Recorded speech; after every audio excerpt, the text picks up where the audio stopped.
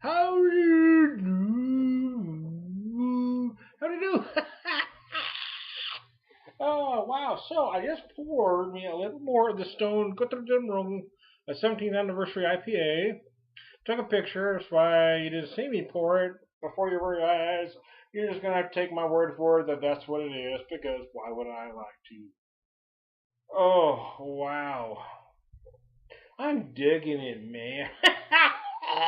I love this beer. I seriously do. I like it because it's different.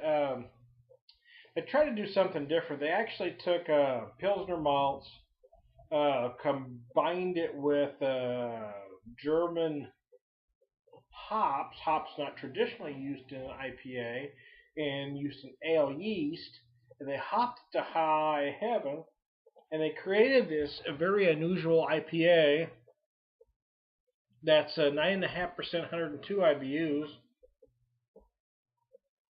It gives you completely different flavors than what all the current trendy IPAs are doing right now.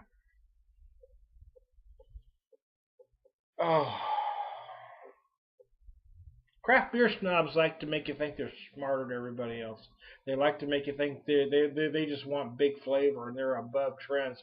The craft beer snobs are the trendiest sons of bitches in any market. If somebody comes up with a new hot variety, or here you go, they swallow that shit up. And all of a sudden, nothing else tastes good. It has to be that, that flavor of the month. It's like a members only jacket. If you, it could taste like hell, but if it has a certain label on it, if it's cool, yeah, but it has this hop, and oh, that makes it okay. uh, And that's kind of the thing right now. If certain beers contain certain hops, then all of a sudden they're cool. It doesn't matter if they really taste like shit. Nobody's actually going to admit it because it's cool right now, man. It's like the shit we wore in the 80s. It was cool at the moment, and you look back at those pictures and think, man, that was really shit. I think the same's going to be said for a lot of beers we drink right now. I think in 20 years they're going to say, wow, that was a trend, but man, was I stupid? I mean, just like the big 80s hair, think, oh my god, why did I do that? This isn't that beer. This isn't that trend. This is a brewery trying to think out of the box and swing for the fence, and they just pound that shit over. It is out of the park. It is gone, baby, gone, man. This is a beautiful beer because everything works, but they really try to do something different here to give you different flavors than you're used to. I think some people aren't going to get it. One-dimensional palates that are used to specific flavors aren't going to like it.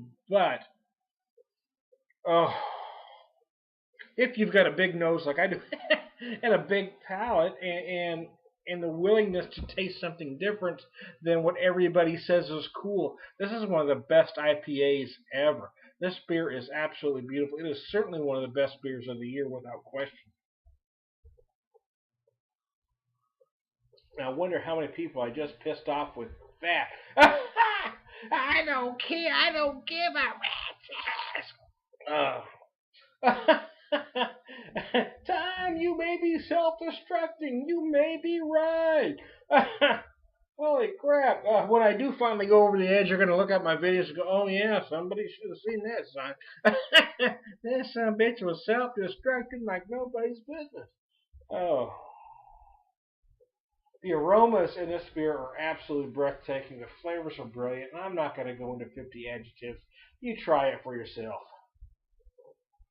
But there is so much going on here. I mean, yeah, it's a French. You get a lot of caramel from it. And I keep trying to find a caramel. Uh, and I think maybe it's taste interpretation.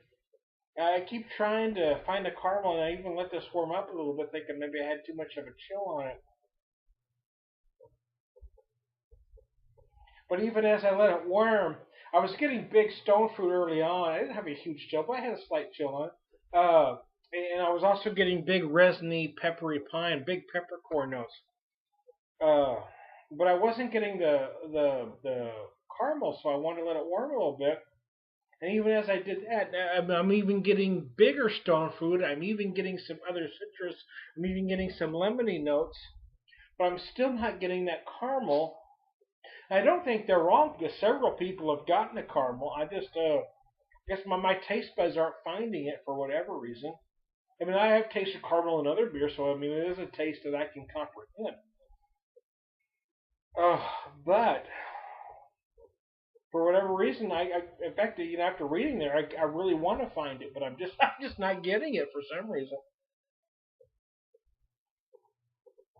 And again, it may be taste interpretation at this point. I mean, I'm getting huge peach apricot notes, big resiny pine, peppercorn, and even as I let it warm up a little bit, like I just said, I'm getting some lemony citrus notes, but I'm still not getting the caramel they were getting. Kind of makes me feel, what am I missing, man? But what the hell? I mean, either way, taste whatever you taste because everybody's palate is different. For me, this is an absolutely gorgeous beer, and there's nothing wrong with people that don't get it. I'm just saying sometimes people tend to pay more attention to trends. You know, if it doesn't have the trendy hops that are popular at the moment, you know, they don't like it for whatever reason. I think that this may be a victim of that in some cases. But if you're being honest, wow, I don't know how you cannot think this is a beautiful beer. It's just gorgeous. And I got a burp. Hold on. Oh, wow, that was a big one. Hope I didn't get any on you. Holy crap.